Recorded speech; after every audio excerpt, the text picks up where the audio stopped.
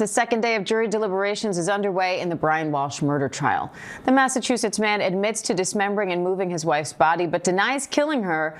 Now jurors are resuming talks after deliberating for 4 hours on Friday. ABC News legal contributor Brian Buckmeyer is here with more.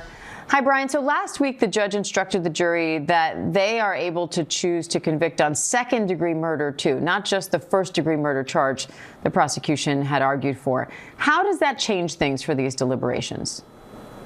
And so, Dan, oftentimes when we have trials, when we get to this stage, the judge may instruct a jury that they can also consider what's called lesser included charges. He's, of course, indicted on first-degree murder, but second-degree murder would be lesser included. The difference between the two, a lack of premeditation. First-degree murder requires premeditation, second does not. And so if the jury believes all the elements of murder, that someone died, that there was malice, that there was intent, but it's kind of going back and forth on premeditation, they can choose second degree rather than first degree, giving another opportunity for a conviction.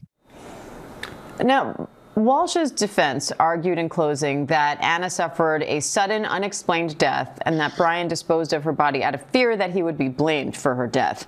Prosecutors say he killed her and then tried to cover it up. How do you think each side did in closing, especially with Walshe not testifying?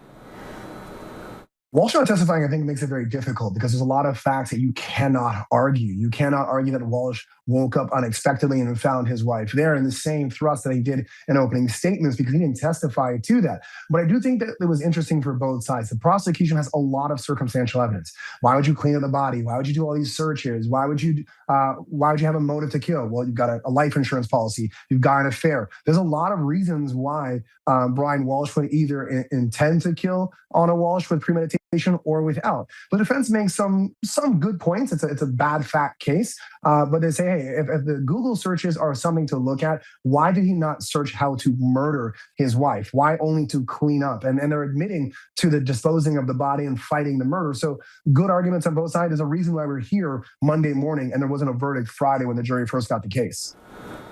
Brian, what are you watching for on this first full day of deliberations?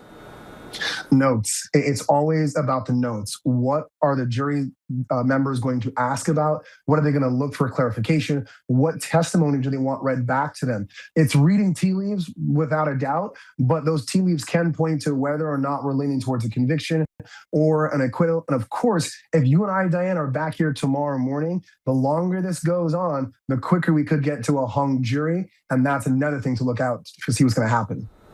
ABC News legal contributor Brian Buckmeyer, thank you.